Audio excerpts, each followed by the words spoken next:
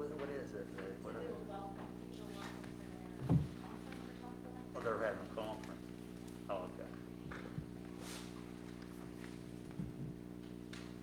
Johnny only gets mums. Give us Mums? mums. Maybe older, so he's about 78. He's a nice guy. though. Yeah. Oh, He gave me some business for his companies too. Guy I've been very for. Yeah. He does a good job. He donated some stuff for me. When we did like 68, he was pretty good on that. He donated when we did when we painted that wall for our Kiskies. Mm. Singing. Oh, did He donated flowers for So, not flowers, but hydrangeas. Big hydrangeas.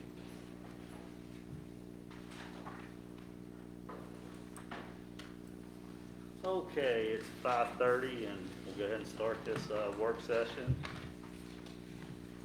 So, do you take roll there? You took them up upon entrance? Okay. The first thing on the agenda is the review and discussion of the current demolition list. And I guess we'll let Harry start off and we've got a lot of information here. If you could kind Sure. of bring us up to speed where we're at. So, I really have to commend our code enforcement engineer and Mr. Workman, our public works. For the past 2 days, they have been out driving around extensively, reviewing this list, and the combination list and the demo list, and making sure it's accurate and put on the shared file, so it's shared amongst all the departments. We shared it with you all through a link. You can only view it, you cannot edit it. So the big piece of paper right here in front of you, this is all the condemned structures in the city of Clarksburg. That is our current condemnation list. The smaller one that says demo program on top is the current demo list. The structures highlighted in red are the fire burnt structures, and the one in green is in the TIF district, so we can use TIF money for that. That's the only one in the TIF district, which is good. Also, there's a procedure here from Director of Code Enforcement that highlights how blighted properties and how they eventually become designated for the demolition. So we have Ashley Carr, Director of Code Enforcement, John Workman, Public Works Superintendent, and Tom Brown, our engineer, here to answer any and all questions that you have in regards to the condemnation list, the demo list, and how they get added. Councilman Alford.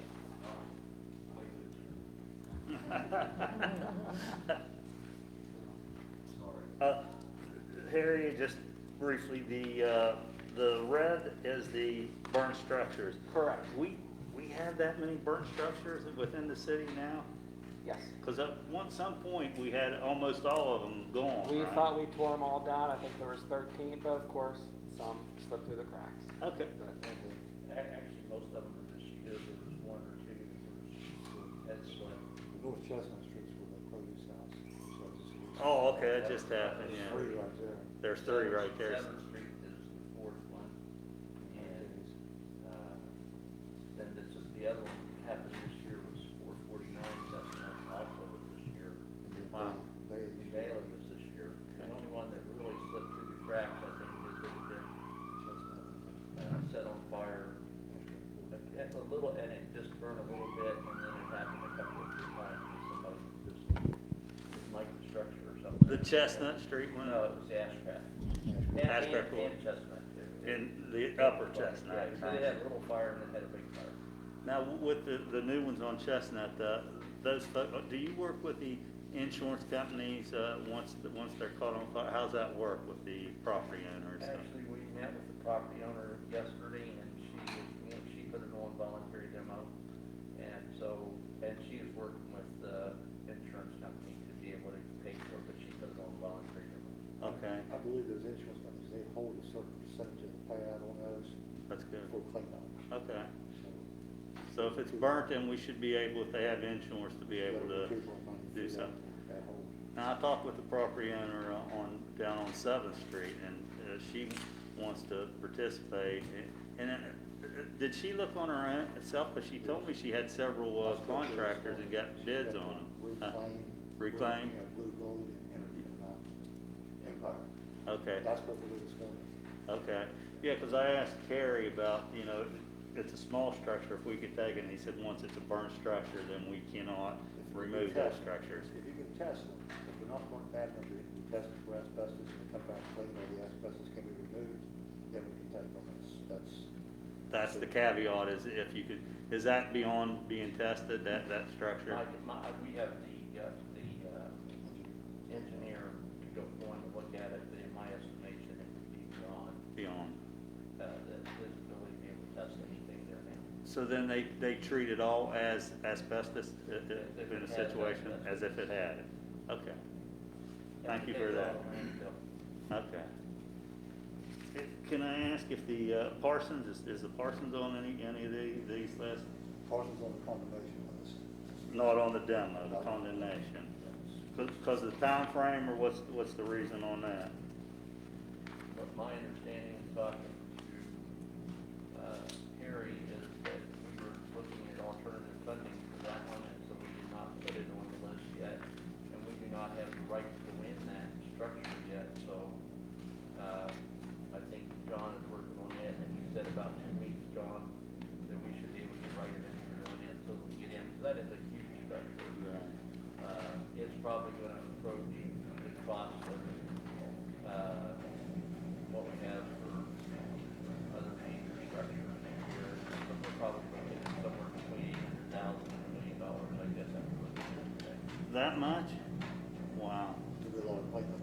It's, for your information, it's 403 North Fifth Street. What is it? 403 North Fifth. Should be, third from the last page. And I almost try to be conservative in my estimate, so it may be less than that, but I wouldn't get, after looking at it today, it's a big structure, and it's also, as Johnny pointed out today when we were there, has a lot of interior partitions. Yeah. It's very small rooms with lots of interior partitions, so there's gonna be a lot of stuff to remove. And likely it has some asbestos in it as well, and with a structure that big with asbestos, we're going to be looking at a problem. Is that something, Harry, do you feel like, is it something we will be able to tackle, or is that price can be out of, or how much do we have in monies for the TIF district? In the TIF funds, we have a little over $1 million, which we can use that towards demolition of the Parsons Street farm. We could So use we it. need to acquire, we need to come up with a plan, URA needs to take control of it, and we can demolish it and redevelop it, how we choose it. We can put out an RFP for redevelopment, but we can do whatever we want. I think that's a key component to the revitalization of Glen Elk. I mean, I think that would be a great plan if we can do that, use that TIF money if everybody's in agreement or whatever on that. We can't get anything out of the Elizabeth State, Elizabeth State. We have not tried yet, but we can try. I'd like that to be done first to try. I mean, because I understand that the state has money, but I don't know how easy it is to get those monies. Hopefully, Well, that's news to us, but as soon as we make the contact with the owners, we can dig around that. I haven't heard. He didn't at the last I heard, but not in very good shape.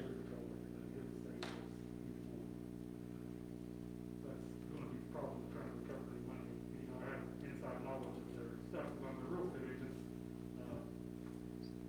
you go try to collect, it's gonna be from 17 to month money. It's not a huge fortune. But I guess we would try to. It would definitely be worth it for the city to gain control of that property and demolish it. Because we're over there a lot and they're breaking it. Could we not make, say, offer them a deal that turn the deed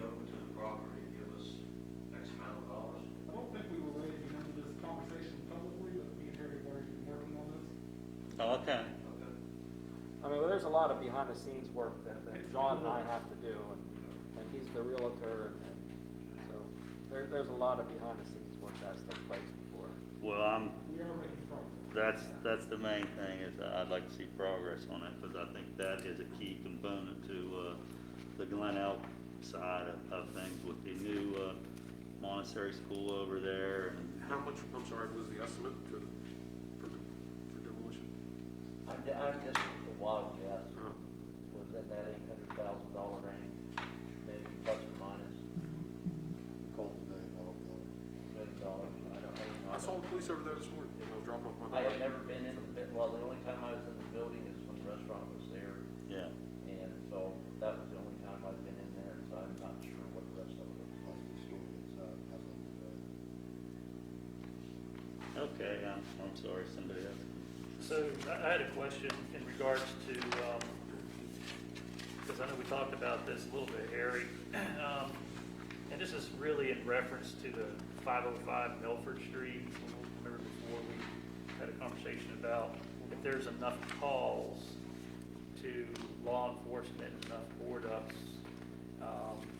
that, you know, there is a chance that a property that is condemned can get put on the demo list due to a public safety issue. Can you explain that process to us so we understand it?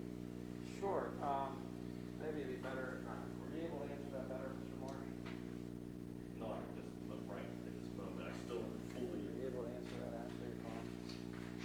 It's if it's so many calls, I think 3 or 5 arrests within a year or two period, then it can be a public nuisance.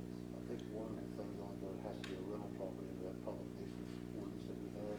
No, I think that's, maybe you're right. I think it has to be a rental, that's not a rental, it's people that have property. Is that something that we could like look into and get a definitive answer? Yeah. So it's a city ordinance? There's an ordinance like that. It's a Drug house. rental property registration, ordinance. is So what can we it's change called. that, the ordinance to not just rental properties? That's a good question. I don't know that we have that illicit activity language in any other part of the ordinance, but I think we could probably do an ordinance for that. If we don't, I'd like to see that done, because those people walk away from it, it's just as bad as a rental property when they walk away from a piece of property like that. So if we can look and put some language in our ordinance that would address that. I mean, especially if there's continued vagrancy there where people are being arrested for being in there. I know there's a couple other properties on Clay Street at 323 and 325.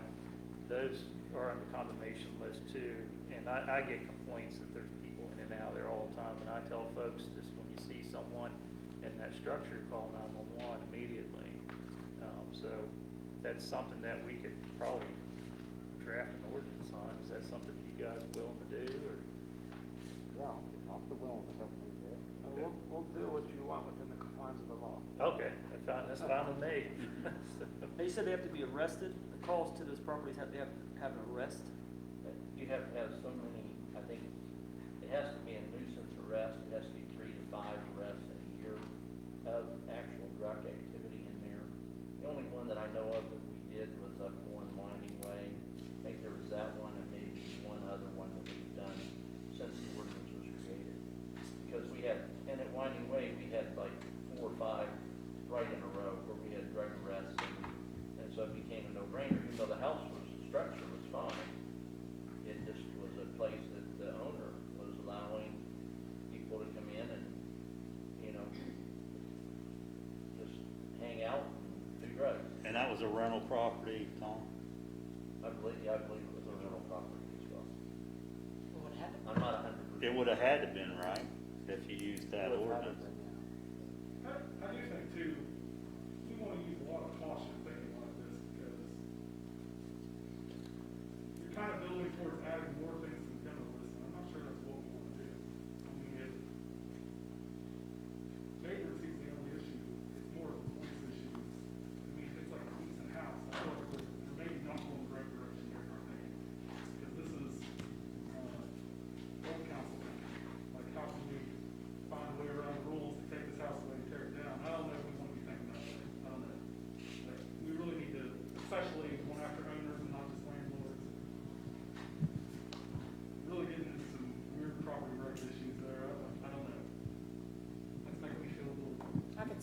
besides, I could too. I mean, 505, would we all be in favor of that one coming down? It doesn't look like it's in great shape either, and it's been, more vagrancies in there, it's like, there's gonna be more damage in there. If vagrancy's the problem at that house, inside it's not gonna, it's And I gonna don't know anything about that specifically, I'm not talking about that, I'm just saying. you do. I'm just saying we need to go the enforcement route, not trying to tear everything down because shit finances, I mean, we gotta talk about these. Or the one up near the gas station. be a little right there. Okay, yeah. But it seems like the property owners just step away from the properties, that they're not concerned about it. And it's just, it's there and it's only gonna get worse. They're not gonna. What other, repercussion do we have besides, because there's something that we could, I mean, the process we have. fining, I mean, I know that maybe that doesn't. That would be back to the second part of the agenda, why aren't we collecting our money? Well, and the other part with that particular structure is that the owner is somebody we haven't been able to find. They are being cited and they will owe money, so we'll have a lien on the property. But right now, we haven't been, I know that Ryan has sent them a letter to say, you know, we got this continual, you've got to order it up yourself. And meanwhile, Johnny's done it several times. But that has slowed down in that area. We talked to the chief, I think, on Tuesday with regard to that structure to see if there'd been any more drug arrests there. And there hadn't been.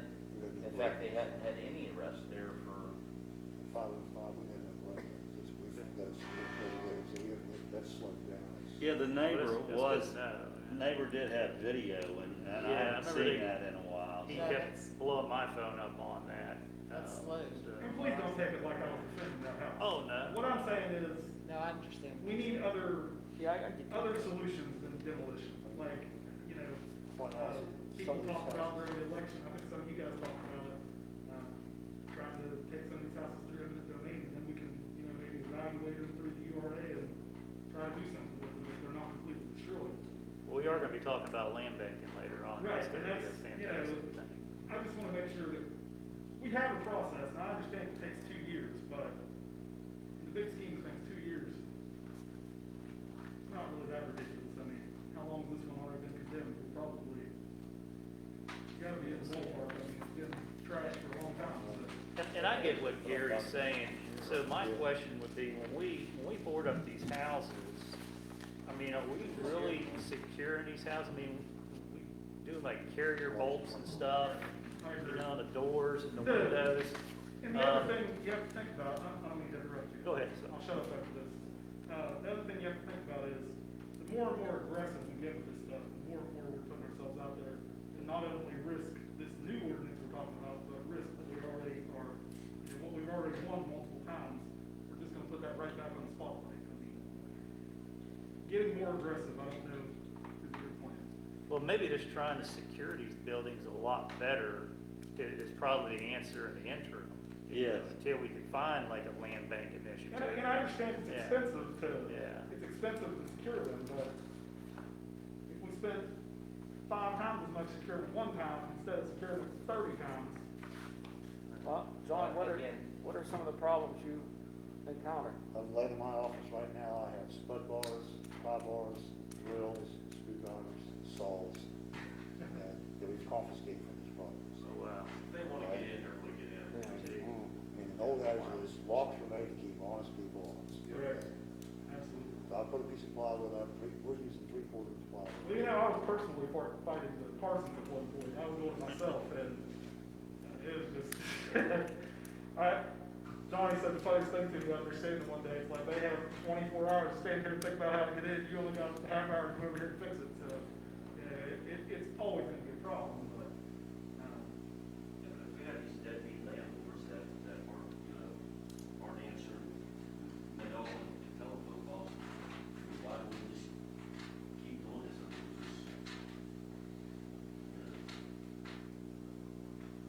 no, I get it. Giving the homeless and the drug addicts a place to. I just don't want to risk the process that we have and we've won in court. You get more aggressive, you're risking it, if you ask me. And I think we have a good process, and because like, even with the ones that you have here, I have 11 others that we looked at today when Johnny and I were out, that we're going to send letters to, and say, you know, have 30 days to come in and talk to us and tell us what your process is. This is a dangerous home, and you either have 30 days, and there's, in some instances, you don't have to do the 2 years. If they're dangerous and we can see it, we can tell them, you know, you need to come in and talk to us and do a plan of action to get this fixed, or else then we're going to have to go ahead and move towards demo. And that's totally And that- different than a nuisance. and that, You you know, know, completely different subject. And that's good understanding that process, you know, because I didn't really understand that process. I think we were all kind of under the impression that we may have to do a new ordinance on, you know, a nuisance property on homes instead of apartment buildings. but yeah. let's take 505, for instance. Right. 505 has good bones. It does. To use a real estate term, it has good bones. And so if somebody could probably take that house and rebuild the house, you know, clean it out, rebuild it, and it would be an adequate structure for somebody to be able to live in. And it's only been on demo, on condemnation since March.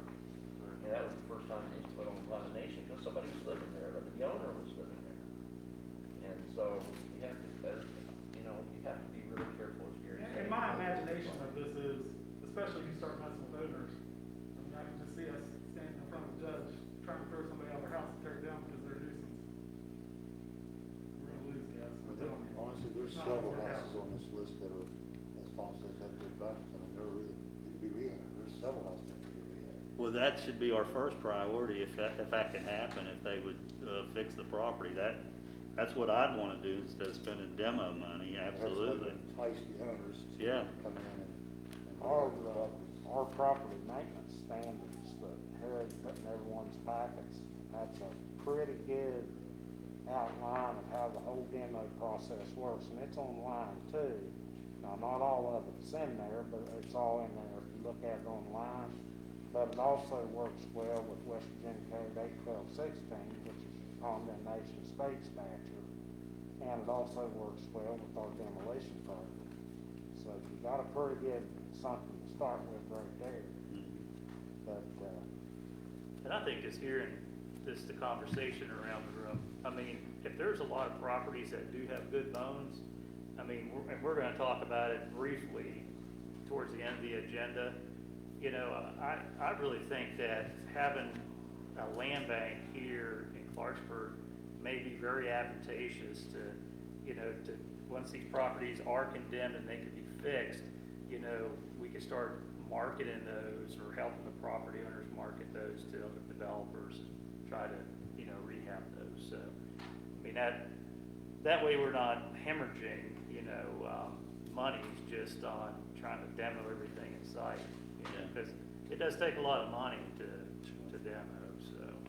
But thank you, Gary, for being a voice of reason on Yeah, this. the list being this long again actually makes me, that looks like another $800,000 list. Yeah. On the demo list that we have, has it identified properties that the Public Works can tear down, or are these all, some of these, we haven't, I need to go back and revise, we added a bunch over the last few days, like Tom said, we've got another, probably what, 30, so we want to look at, maybe just send letters out. Right now, I would say, one what you have in your hand right now. Yeah. Just shoot from the hip, because I do have paperwork around, some of them marked, but Okay. I know where we can demo or not, or what I feel we can. I'd say from this list right now, at least 1/3 we can definitely. a third could be us and the rest would Our goal go? with Public Works is always to do that.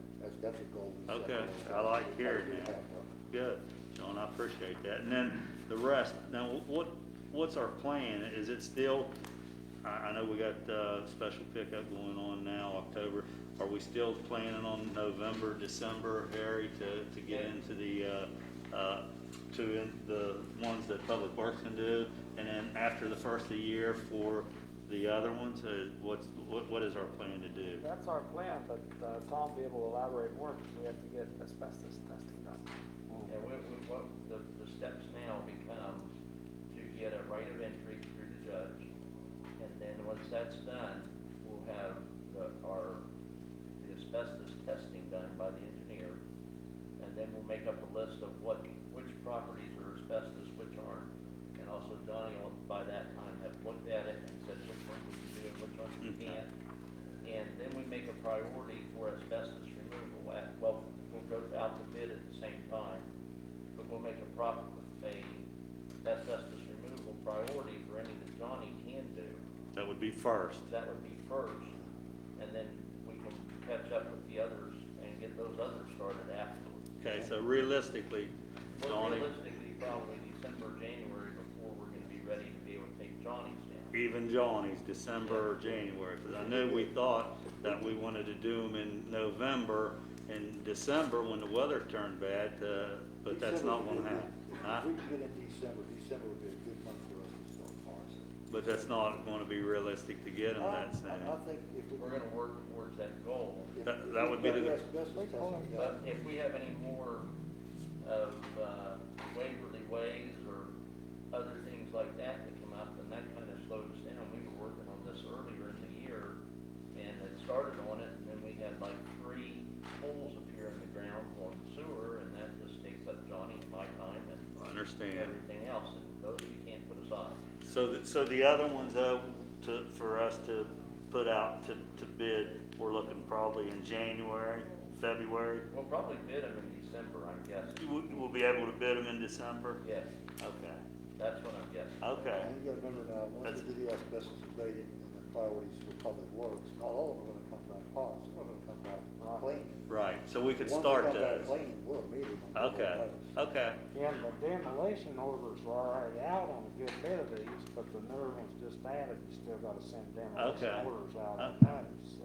Well, it sounds like you But guys it's are on, it's a revolving process. I I'd say understand. they're close. It sounds like we're on target, though, to be able to do this. which We're working hard. Sounds good, okay. All right, I got a few questions. The house on Milford that caught fire, we tore down pretty quickly. It was earlier in the year, or maybe it was last year. What was the process? How did we get that one down so fast, and why are these other ones taking a lot longer to get down? We Did had, you do it? we had an emergency, we already had contractors on site, and we did it as an emergency project where we could tear it down, and we got a price from them, and we were able to go ahead and just tear it down.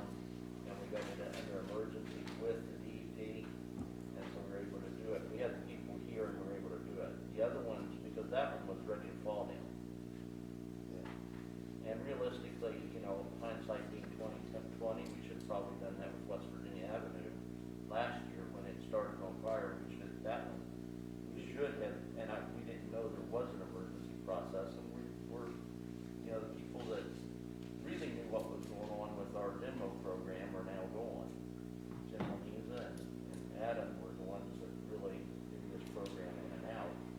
And, you know, they're now gone. I was here to check structures and make sure they're right, and, you know, Ashley and I are doing it, and we're getting there, but some of those things we're learning as we go through. It's already in your code, it's already adopted, we've already got it in place. But you just gotta be careful when you use it, because, Has to be a real nerd. yeah. Okay. Sounds good. Look, you good, Jerry? Wait a minute, some of these lists on the elimination list, like I see, like 2017, let's see. And just to maybe answer your question, I think I understand what your question is. Some of them may be on 17, but if they still are in really good shape, and we go look at them, I can't authorize giving one to them. Yeah. No, I definitely agree with that. But one other thing I was going to say is, like houses, like say there's a house that comes ready in July of 2019. That's much worse than any of these on here. What's the process to get this one over here and take it down faster than some of these that are already on there that are not as bad? You know, we'll try and do that as we go through. If we find something that's worse, then we can push it to the back and put it on. I mean, like last year's, we had several that we went ahead and had added to the list as we were going and did change orders through Harry. We had a change order approved to, what, probably 4 or 5, Harry? And I think to add 1 or 2 burn structures. So, you know, this is not a set in stone set of contracts as we're doing it. It's already changing. I mean, like even now, when I reviewed the list, I know of two that we're gonna add to the list, and one that's probably the one you said on 7th Street is probably gonna come off. So we have 50 instead of 49. Yeah. We make progress with that voluntary demo ordinance too. I mean, any notices we send out, we put that in the envelope with it. We've had several people, you know, call us wanting to participate in a voluntary demo program. And Okay. that's a win-win situation for them and the city. Yeah, yeah. It saves a lot of time and everything. Yeah, I had a gentleman call me Yeah, about you one. called to- me about one. And he, which would be a good, like you said, a win-win for everybody. Yeah, all of them ain't on there forever. I mean, a lot of people wanna get it out of the way. They don't wanna work on it. Okay, just to keep this thing going, anybody have, If anybody has any questions for me, I've got to go to the funeral home this evening, so if you have any questions, I try Thanks, and Tom. answer, but I gotta go. thank you. And I know it's hard to believe sometimes when you see how bad some of these houses are, but, you know, I hate to keep talking like a real estate, it's not something, but, I sold probably in the last 3 years, probably 10 houses off the combination list, and they were all decent. I mean, and they're all being renovated and fixed right now, that's so much better than what's happening to pay. That's our goal, Gary, you're right, Some of these absolutely. neighborhoods, needs that, and they're fixing the whole damn street. I sold like 4 houses on there, and they're all fixed on this now. That's- We're down to the last one. and it's- Prevention's the best way to fight. Yeah, we're down to the last one, and it's actually under contract, and we're gonna get a deal on it too, and it's a super nice house, I mean, there's really nothing wrong with it, I mean, people rip the electric out of it, so somebody's gonna put the electric back in it, but other than that, Well, that's what we want, I think. I think all this As long as council this would list agree. stays fluid and the worst houses are coming down before the other houses, then I mean, that's the way it should be. Yeah, absolutely. I think the ideal way for this to work is the bad houses should always be prioritized, as long as we have competent people, you know. What we don't want is the condemnation list to just be the pre-demo list where everything moves Yeah, over. right. That is not what we want. One No, thing It's not I, reasonable. I agree. yeah. one thing I learned, because I used to always be like, why are they tearing that one when this one's Right. terrible? Johnny made a good point a couple years ago when I first came on council. You know, when you have the equipment there and you're not wanting to drive across town with that equipment or drag that equipment, you're tearing down in that area, which, I mean, that's common sense. But, you know, he made that, clearer, and that's why I think sometimes we see things happen in that order, so. And get upset that they think that house wasn't that bad, but getting a It's track costly, hoe and right? putting it on and moving it across and then coming Real back. quick, I sent an email out on September 23rd regarding 445 Washington, and I don't see that on the list, although it wasn't condemned at the time, but it's bad. I mean, I can, Oh, yeah. front is boarded up, however, the back entrance is wide open.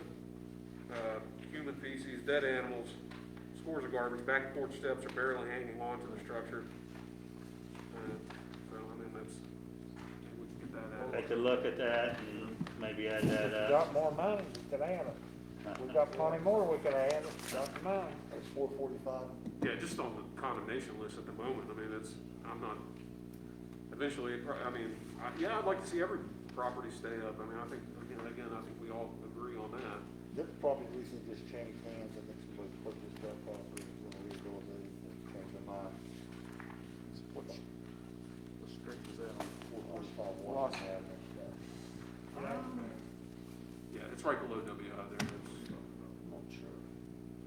I know. Okay, they'll look at that and time, let's get, if we can, move on if everybody's satisfied. Number 2 is the update on new collection agency and outstanding bills owed to city being collected. Kim, or Harry, whoever wants to. Sure, well, Kim comes over, I'll go through the packet with you. This one right here. It has the citation in the upper left-hand corner. These are all the police citations that are owed to the city. This was submitted to our collections agency. And don't worry, I went through the list, I didn't see any council members.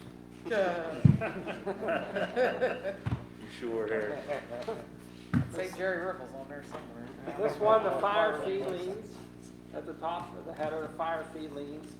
This is what's owed in fire fees to the city of Clarksburg, which I believe the total might be in here. No, I don't have the total. Seven, But, you gotta ask again. so once they don't pay the fire fee, we lien the property, and that's this list right here. Next one is the grass and weeds. The header has the grass and weeds. These are all the stuff that the Public Works goes and cuts the grass and we lien the property. $114,000. Vacant properties. Is this the vacant property registration list? Yeah, this is the vacant property registration list. When you have an ordinance, if you have a vacant property, you register it with the city and pay a fee. These are all the uncollected fees. So vacant properties, that's $96,000. The demo list, the header, it says demo, this is all the what we're owed in demolitions, which I think is over a couple million. $2.3 million that we're owed. And the payments have been made, it's been $86,000 for payment plans. So. And then the one that has the binder at the top, this is the current fire fee list of everybody that owes fire fees to the city of Clarksburg, including businesses. But I did not go through this list, so I don't know if any of you guys are on it. I had a question. Is there any way, I don't know if you have this on a spreadsheet or not, is there any way we get a monthly update on all these and have the change in, like, say with this demo list, you know, because, you know, the one that I seen last month was, I think it was like 22% of $4 million was paid back to the city it was owed. Was that on a budget report? It might have been, yeah. That's for this current fiscal year. Okay. So my question is, like, when we have these work sessions monthly, you know, can we get like a monthly report on all these and have like what has changed? Like say if on a demo list we got like a $16,000 payment, it would reflect that on there. Or say if we added 3 more properties that people didn't pay, we sent out 3 more bills, it would be added on there. That way we could see whether or not, you know, we're making any headway or not. Is that something possible that can be done? Yes, we're actually working on that now. Okay. Since we had our 2 new hires in August, they've been working on all of it. And they're loading a lot of that info into our encode system. Whereas before it was all Excel. So this way we can post the payments and be able to print out reports. So And I we could don't use say- Excel. What's that? We don't use Excel for all this, because if not, we could be added, we can't edit. We have it, but- reporting software that we use. Okay, that's good. Okay, But so I it's can not- send you a monthly report, like when I send you the monthly financials, I can include that in that report. Yeah, It just doesn't have to be include a a workshop. change, you know, Right. whether it was a negative change, we're losing more money, or a positive change that we're gaining ground. Because I think when you look at something like this right here, it's just very overwhelming and daunting. But if we saw something at the end of it that said, okay, total this month was $170,000, and then the next month, the same report, you know, total, you know, amount owed to the city is $96,000, then we know that, you know, we collected some. But if it's like $250,000, then at least we know that, you know, we're continuing to go in the red, you know. So it's just a lot easier to look at a report like that when you have the totals at the end and see how much those have changed. I agree, Wayne. Hey, Harry, it looks like this needs to be at the top of our priority list to be going after this money. I mean, this is unbelievable to see all these different, Oh, we agree. We've changed some processes, which we're in the process of doing, and hiring additional help, switching collection agencies. How long were we with the previous election? No, I don't know. You were young. It was, I think it was at least 2010. all that time, and they weren't performing at We were at first, I believe, I've seen reports But probably not since you've been here. I've seen reports since I've been here, but there hardly any collections. We've uploaded things to them as well since I've been here, but it just didn't seem to do as good of a job.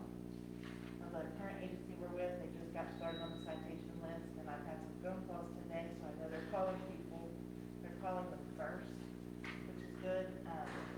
I think instead of sending a letter, trying to get them to understand what they owe and all that, so they're working on that, so we'll be sending the demolitions to them next.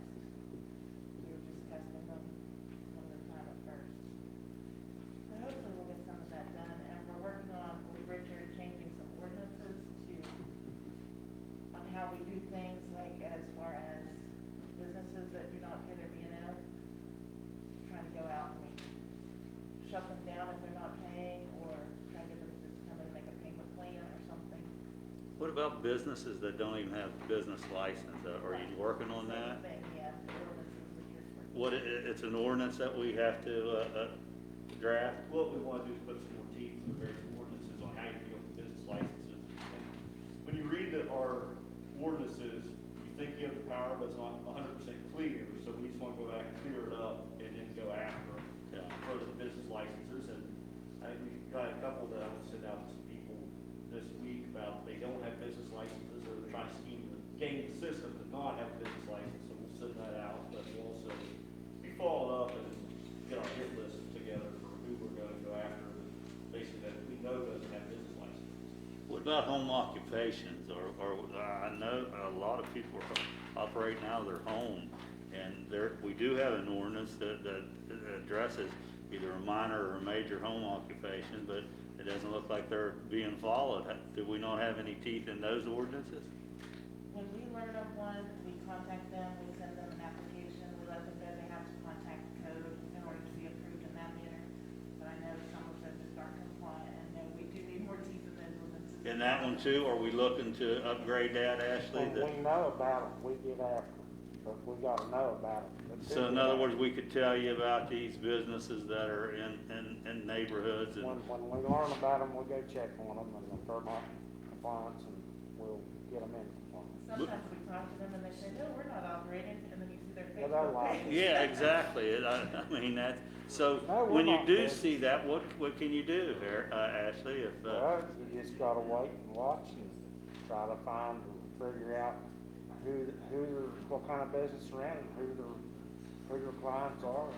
You just gotta keep an eye on them. can you get the state involved, cause they're not paying any taxes to, Well, you can, I mean, if they don't have state license, I mean, you can A lot get of a them state do have license. state license. they do have state, but they don't have city? Right. Right, well, sometimes it's the other way around too, because they'll let the states go dead sometimes. Okay. They'll have them and they'll get the city license and then they won't pay the state. But do you feel that our ordinance with the home occupation, whether it be major or minor, is adequate? I think it's adequate, it's just hard to police. Hard to police, but once you find out that they're advertising on Facebook and I show you. Facebook's the way we catch them. Okay, That's the way we catch then once they do that, then you have enough teeth that you can shut them down Yeah, we or got make the them teeth to comply? do that. But we're not all on Facebook during the day. Right. So if you see it, send it to us. We'll send it to you then, okay, because I've noticed a lot of people are operating businesses and they don't have a home occupation, or they don't have, they're not paying any business license or business B&O taxes. I mean, we've got a big problem in this city about that. And truth, you have to understand, we're not gonna collect 100% of this money. We're not gonna collect 50% of this money. If we can collect a quarter of this money for all of us, I would be tickled to death. That would be huge. But we're like the demos, that is just the cost of doing business. You know, if we get 5 or 10% of that money back, we're great. But that's the cost of doing business, to keep that neighborhood safe, to keep the vagrants out, keep the property values up. That's why I want to give that property But away we'll to the do whatever abutting we property. can to collect that money. Yeah, but it's just appalling to me that, Right. why would anyone pay anything? If no one's checking And you have to or, remember, the median household income is like $35,000 here. It's low socioeconomic city. I mean, people can't afford to fix their houses. They're not gonna be able to afford to pay their bills. They're gonna put food on their table before they pay this stuff. So how do we, if we look at the demo list, everybody will see one company keep coming up. I don't wanna say their name out loud, but, okay, somebody else did. But how do we jump ahead, how do we, I mean, they're just gonna keep doing it. I mean, it's a business model they use, to keep, I mean, and they're buying big buildings. I mean, what can we do to, I mean, they owe a lot of money. I haven't added it up, but what can we do? Are they still doing business? Are they still allowed to buy these properties? just- And- Buying them this Yeah, year. they're still buying them. Just buck What, your kids. I think that's something that I would want to discuss in the executive session. Okay. I feel like it's a little too specific there. Yeah, okay, yeah, I agree.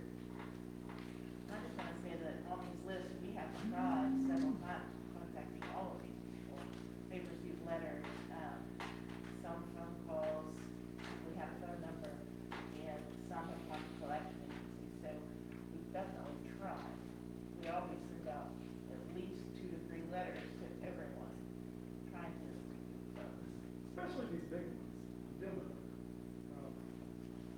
Is there any recourse for us to try to get judgment against them, take them to court? I mean, Yes, I mean, any of those demolitions, you can seek a judgment against the individual and go through your usual judgment collection process, garnish wages, seek bank accounts, sell property, those sort of things can all be done with any of those demo claims. And those, the standard is anything less than 10,000, the city can bring itself to magistrate court through one of its employees, Kim, or one of the new employees. Anything over 10,000 has to be brought to circuit court by council. I think that's something we should, Yeah, that's, even, I think we should do that before we send it through collections. Because I mean, we're gonna get pennies on the dollar through collections. I'd rather have a judgment. Can we look to do that then? Absolutely. And really to file anything under 10,000, we're gonna pay $125 just to file, that's it. And if we're looking at 8,000, then that's not, you know. yeah. You've got Highland Hospital here that owes us $17,473.28. fire fees. Yeah, fire fees. And I went through this very quickly, and I don't see Vandalia in here. I went through this one, and this one, and I haven't seen. They are in there, 'cause I did see it. $21,000. Look for fire service fees? Yeah, how can Highland Hospital still operate and owe us that kind of money? I mean, why are we, they're not a nonprofit, are they? No. We have no authority to shut them down. I found Vandalia. I can't tell you what page it is, but it's, looks like $9,422.90. How much $9,422.90. for Vandalia? Remember a couple It's years probably ago, like they paid 8 off the pages judgment? from the back, Or maybe near the bottom. I did remember seeing that.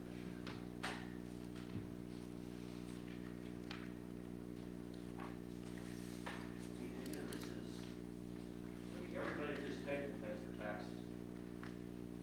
Why are we letting these people get away with it? It's just like you said, we've got people who are running businesses out of town. I mean, if we want to do it, let's do it. And let's not, I mean, let's just go after everybody. I agree there, I mean, Jim. we're gonna collect all this, I mean, my God, you're looking at, yeah, Millions. millions.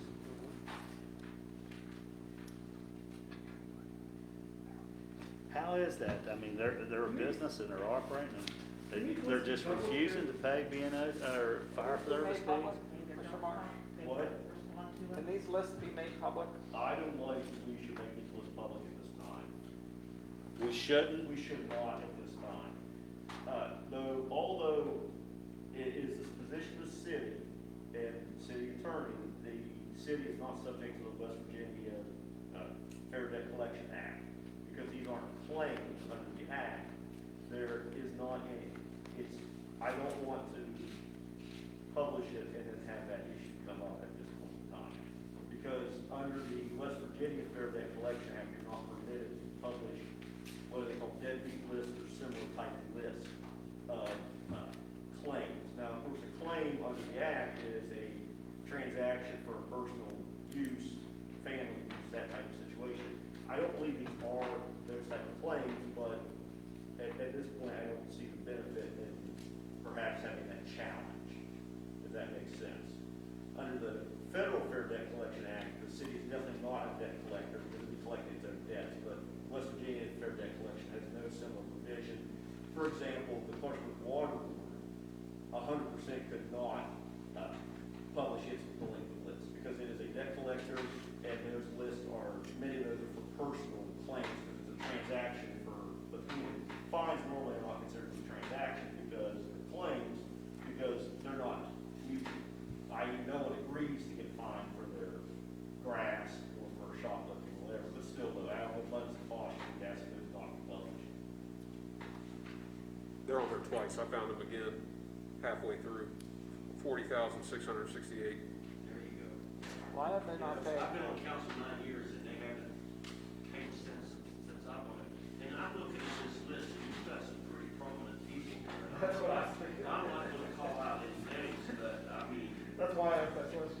Richard says, please don't call. Yeah, I mean, you know, you got, We want to be on the offensive, not the defensive. right, I understand, but, I mean. And that's embarrassing, I mean, you know, I know we don't have the power that the sheriff does, but, you know, you don't pay your property taxes, you're the newspaper.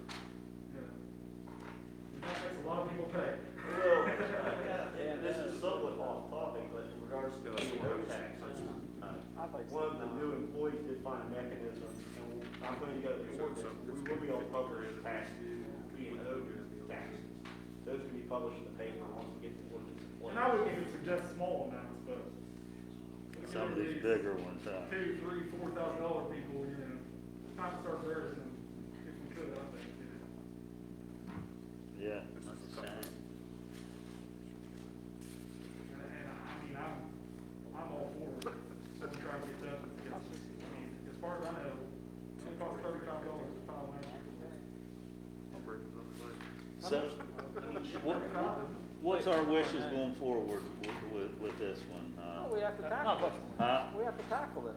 We have to tackle Yeah, this. absolutely. Why don't you apologize. guys draft a letter and send it out and, what is it, 40 cent stamp, instead of going through the magistrate court, tell them that, you know, if this is not paid within the next 30 to 60 days, then we're going to take it, you know. I feel like we could almost have a full-time employee. Yeah, actually, I'm on this list. I mean, this is amazing. I mean, that's a good idea, when Jimmy Gare is saying, I mean, if it's under $10,000, I mean, that should be a slam dunk to go to the magistrate court and, you know, final. Right, we could For have judgment, adjusted, so we yeah. just have to try to collect them. Yeah, that would be advantageous. So going forward, I think we're gonna be addressing this, just about every work session. I mean, we want to stay on top of this. I think The at least report that once you a said- month to have totals and how much those totals have changed. Yeah. Either for the negative or positive. And I can send that monthly with your financial. Okay. Now it'll be separated by category, that's still okay? That's good. Yeah. We should probably do that electronically, so we don't have to cut down every time. Okay, is everybody satisfied? We'll move forward, keep this thing moving. Number 3, introductory discussion of city council goals for the next 6 to 8 months. You know, we come and we talk, but I'd like to give this administration some direction of what we're looking at to accomplish in the short term. Like I said, 6 to 8 months, whatever, and each council person come up with what they would like to see this administration working on over the next 6 to 8 months. I know Gary, I think has. Yeah, you got me with that 3 thing. 3, Well, I had like you 10 had pages. 20. Okay, Gary. But what's everybody wishes on that? So we're thinking on those, right? Yeah, I don't Brainstorming. expect you to blurt them out, you know, we're at a work session here, so you go home and you have some time and I'm not taking from that. I'll let you take it. Gary's ahead. But, you know, think about what your what you'd like to see happening with this administration over the next I'm just around 6 to 8 months, whatever. Revisit this in next spring. And that way, Harry, you could have some ideas along with the department heads and the different departments of what expectations are out there from this group, what we'd like to see happen, and instead of, you'd say, well, I didn't know this was the council's goals to have this done or that done. So each one of us could come up, and we want to cap it off 3 because it could get expansive, if there's a lot of things that we need, but prioritize and try to get your top ideas of what you want to see worked on. I'm gonna abstain because I wanna see what these young bucks bring. Okay, I got two There's some minutes. things, spending our money wisely. That's a priority, sure. That's a priority. Now that the county didn't allot any money for the water board, what goes there? I mean, what happens now? I mean, they gonna come to us for millions now? The county didn't allot anything? I thought they were going to get, I saw well, they gave us 300,000, I believe, the counny. I have Did it? I have not got anything official. Have you in that? I know for a fact that, They gave I, it to me. huh? They gave it to me, I got Yeah. it. No, then didn't you see that? No, ours was 300,000, It was in the meeting, I saw it in the agenda.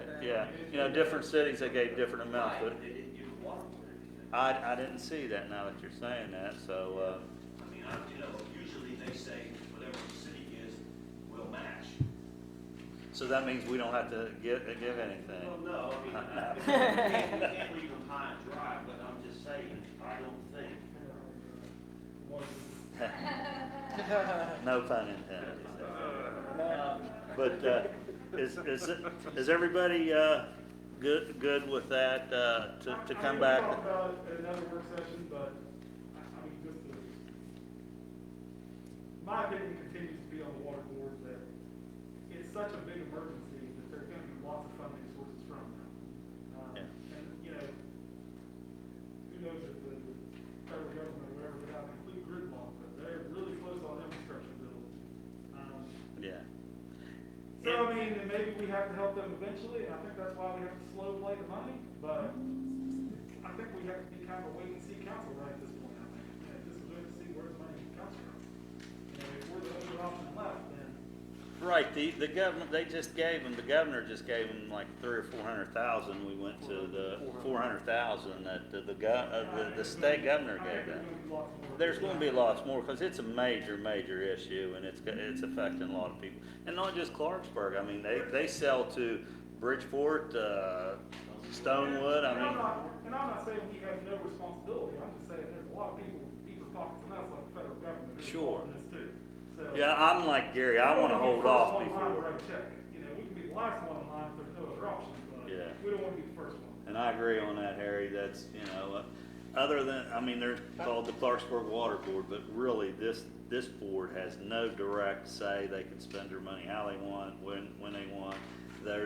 It's just called Clarksburg Water Board, but it's not the city of Clarksburg. So we have no direct, responsibilities to them again, but we do want to try and help because they provide water to our residents. So we want them to be doing the best they can. So, but I'm in favor of holding out on that and not giving money up front till we find out down the road. Harry?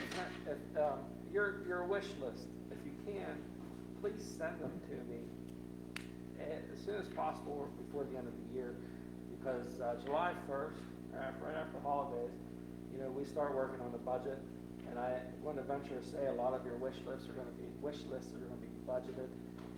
You mean January 1st? Yeah, January 1st, what did I say? July 1st. January 1st, we're going to start working on the budget. It's a very tight schedule as far as the budget. And of course, my goal is I want to take your ideas, budget them, but then have a, kind of like what I did last year, but have a certain amount of money, say $500 to $1 million of unearmarked money. So when we do the budget presentation, you guys will come up with more of your ideas, and we can see where that fits into the budget. So send me your ideas no later than probably December, the end of December. We'd like so to have we them can sooner. them We have budgeted. plans on there to, Right. you know, to meet at the next, Yeah, the next couple of work sessions on the 28th and the 10th of November. And this is well structured too, and I like Gary's outline here because it's, you know, you have goals and objectives. And to provide structure to it, these, and like Harry said, if we could provide these goals and objectives to Harry, then he could allocate, you know, those to, you know, say it's an economic development item, you allocate that to, you know, John Whitmore, you know, so I mean, and then we could start fast tracking some of this stuff, so that's why I think in the agenda, you know, we just want to say, okay, go around the room, have your 3 ideas, you know, it'll take a couple work sessions just to kind of discuss those. yeah, because we could narrow it down, you know, if somebody gets this outrageous. I cheated on my 3 ideas too, it's more like 20, but. Yeah. We noticed. Now, I had 10 pages, you guys know that, Believe it or not, I probably see a lot of our ideas overlapping, you know, I And can that'll see a lot of happen. overlap, and that's good. Well, I could take, like, I'll take, for instance, Councilman Keith's down here, number 4, advance and focus on use and promotion of opengov.com, promote transparency. We have, right now, we have a couple options. We have Encode 9. I like to have the ability to work from home if we can at times. That's one of the COVID things that comes out of this. We can't, some of the finance, we can't do that. Encode 10 is cloud-based, and we can work remotely up into the cloud. However, that comes with a large price tag of, I think, what, a couple $100,000. OpenGov, right now, we just have one module of OpenGov, the transparency. We are looking at adding. Yeah, 'cause I've looked at other cities. Yeah, we've actually. We were like way ahead on that, and now we've kind of fallen behind. Right, but that's just one module of the whole financial reporting software. Morgantown is very impressive. But, right, we're actually looking into that, possibly doing switching from Encode to OpenGov, which will create a bigger transparency as far as the financial operations of the city.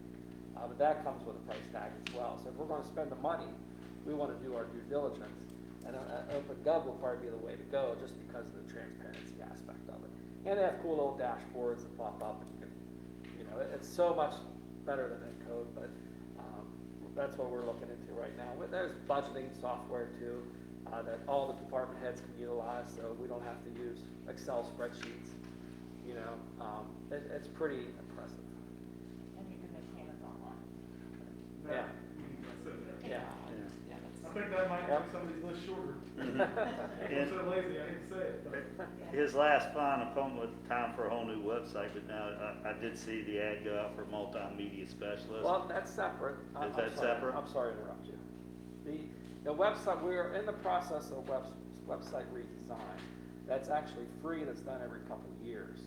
We have things that are due this Friday, as far as going around taking pictures, content, stuff like that. But we're going to have a whole new redesign of the website, probably in January. July. But in January. Okay, so you're. So it's going to be brand spanking new, different, better.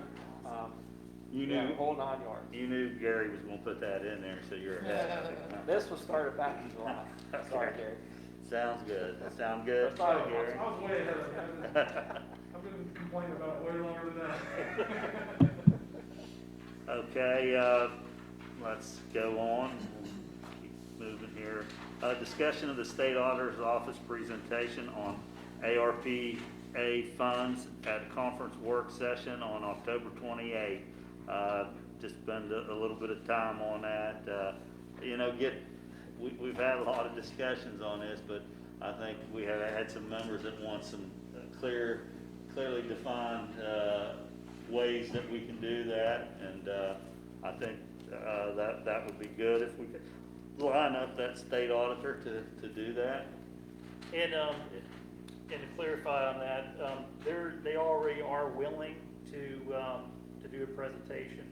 Talk with his name is Anthony Woods, and they do presentations. Since they have the final interim rule now, out on how to spend the ARP funds. They are educating municipalities not only on what, you know, what it entails, but how you can spend it and how you can't spend it, and they're yielding questions and answers. So if you got an idea that you're kind of like, well, I want to use the funds for this, and you got a question, be sure to bring that idea.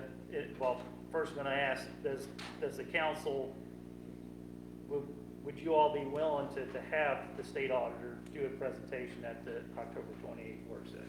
Is that all right? Absolutely. Because I mean, I feel like sometimes that we have discussions on like how to use the funds, and we always end up in a stalemate.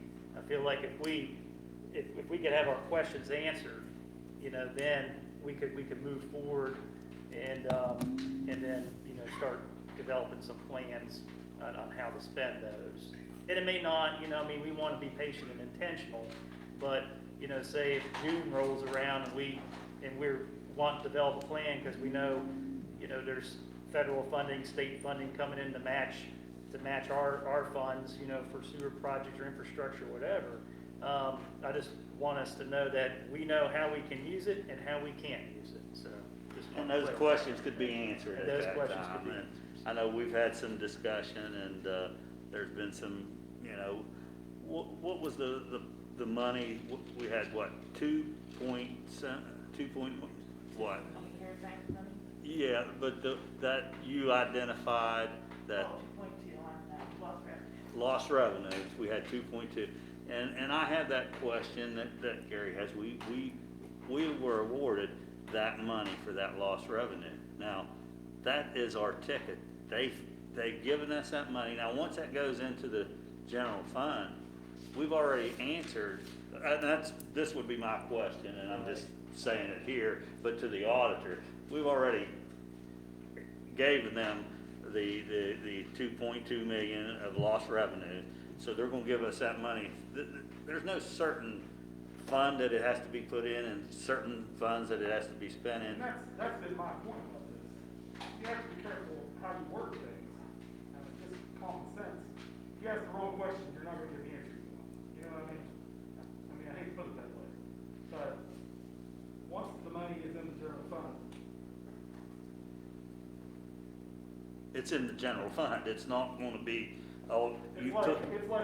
like dumping a glass of water in the ocean and asking which water's yours. I mean, And that may be a 20-second answer.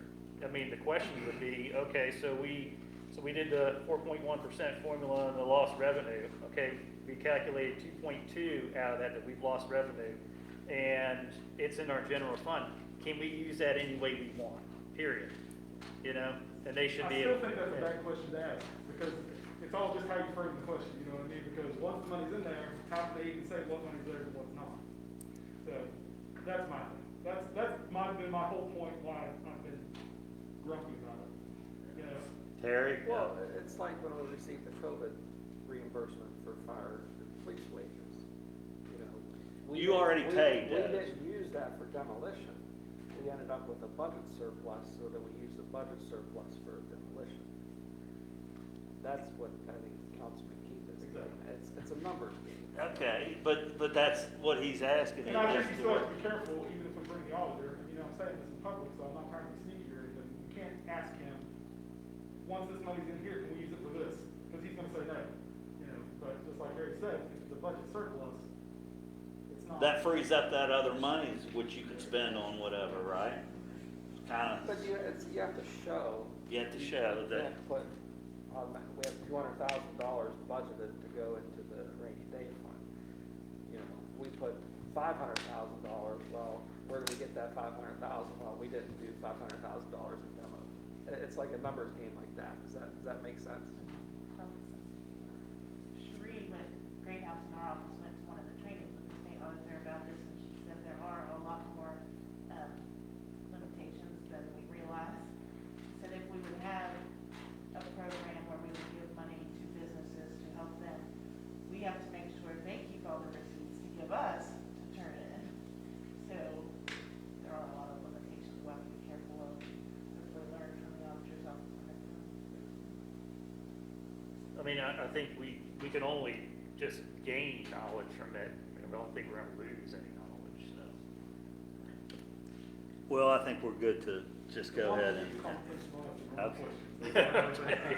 We'll let you ask the questions, Gary. You said, we'll censor. Gary's telling y'all shut up. Okay, we're good with that. We'll go ahead and make plans to do we'll do a WebEx. Yeah, they're gonna do the presentation answer from the TV. We have that capability. Okay, and I'll give you Mr. Wood's email, and that we can get with him to set that up. Okay. We're down to our final one. Discussion of Crystal Perry's land bank coordinator for the city of Huntington doing a presentation on Huntington's land bank program during a conference work session on November 10th. If everybody's in agreement to for us to line that up, I know Wayne, and I think I've been preaching. I think it would hit home with all this that we're looking at. Yeah, because I mean, there are homes that we can rehab instead of just letting them crumble to the ground. You know, I think it'd be very, very beneficial if we could start a land bank. Well, first we have to know how to do it, you know, and then be able to, you know, land bank some of that, you know, whatever proceeds we get from, you know, selling properties, and it's not us, the city, it has to be, you know, I think it's like an urban URA. It's not, I don't even think they even do a URA. It has to be like some land reuse agency or something. But we're gonna learn more of that from Crystal and how they did in Huntington, how successful they've been. Because I'll be honest with you, if this demo number's gonna grow, you know, if we just keep just destroying properties, people are not gonna pay. If we could salvage, you know, even 30% of them to where, you know, they could redevelop these homes, you know, from a land bank, then that just increases property values around the city. It also will show developers that we don't want to be the old Clarksburg that aggressively want to tear down the property. We shouldn't be Right. afraid to buy something from them. Absolutely. We want to show that we're turning the page on that. Right. We want to get things off the condemnation list, and I think this is the way to do it. And I love this. I mean, And I'm not saying there's gonna be homes we have to tear down, because I mean, there's beyond repair. I'm just saying, there's some that, I mean, there's a lot probably that can be repaired. But, I mean, having the land bank, you know, program would be very beneficial on how we could, you know, use monies to, you know, to buy, I guess, off of tax sales, whatever, you know, to, you know, then sell to the developer for whatever costs and make $20,000 on it and put developers are that. actually hungry right now. Right. We probably for the first time in 50 years, we have a housing shortage here. Right. I mean, it's, you know, houses are going on the market selling in 2 to 3 days. So, I mean, there's money out there for developers to make. We just have to not scare them away. You know, they're kind of scared of us. I mean, you talk to investors, the one guy that comes in here all the time, probably shouldn't say his name, he's almost afraid to buy stuff in Clarksburg. He tries to skirt around the city, you know, just because he doesn't want to deal with our regulations pretty much, and he's afraid if he slips up, we'll tear it down, you know, just because that's the reputation we have to break that. Because we need that money coming in, investment. And the thing is, I mean, I don't know everything about land bank. The more I talk about it, the more stupider I sound. I don't But, either. I'm with you. but the thing is, that's why I think it's good to invite Crystal to do, you know, and she'll be on the web too. Harry, could you or Mr. Whitmore just explain the side lot program and how that may be more advantageous for us than land bank? Sure, the URA is going to talk about it tomorrow on the agenda. John is the executive director of the URA. So the side lot program, as envisioned, would be a mechanism for those properties which there's been a demolition, now there's an empty lot. Instead of having public works mow the grass, we give a way to provide for the neighbors to take on that property. However, it's carved up between the neighbors, that would be between them, but ultimately the idea is for, especially in those residential areas, to get rid of the gaps, and at least put them into some form of productive use. And if it's going to at least be a yard, it's still going to be an taxable use. These are vacant properties that have been demoed and it's just a vacant lot. Well, and then if there's a situation where it's a structure that would be acquired by the URA, the URA that the way the plan is drafted now, the URA hasn't discussed this yet, so it's still in building blocks, but the way it would work is that once the property is acquired, if a demolition is needed, then that would be demoed and then the side lot. Otherwise, sell it to a developer or auction it to get on the books. So could the land bank and that program coexist, or would one of, would you suggest that? I'm sorry. The Urban Renewal Authority, the genesis is from Urban Renewal 1960 style, so it's generally blight and slum clearance. The land bank is in reaction to the efforts of Huntington and allows for purchasing of those properties. And specifically, the real benefit is that right of first refusal for properties that are under $25,000 on the tax sale. So that's how they can purchase properties. The URA, they can purchase properties too, but they can also acquire them via eminent domain. So they've functioned similarly. The URA has more power because they can use eminent domain to acquire properties. Land bank cannot acquire properties that have any eminent domain attached to them in the past. And you have to have funding for land bank. But otherwise, they complement each other very well. So John, this will be discussed tomorrow night at the URA? Tomorrow at 4:30 p.m. I want to come to that. That sounds like pretty, We'll live stream it too. okay, good. Yeah, that's good. Thank you, John. And everybody's in agreement to listen to, that's a no-brainer. Okay. I think that's it. We'll adjourn. Thank you, guys. There.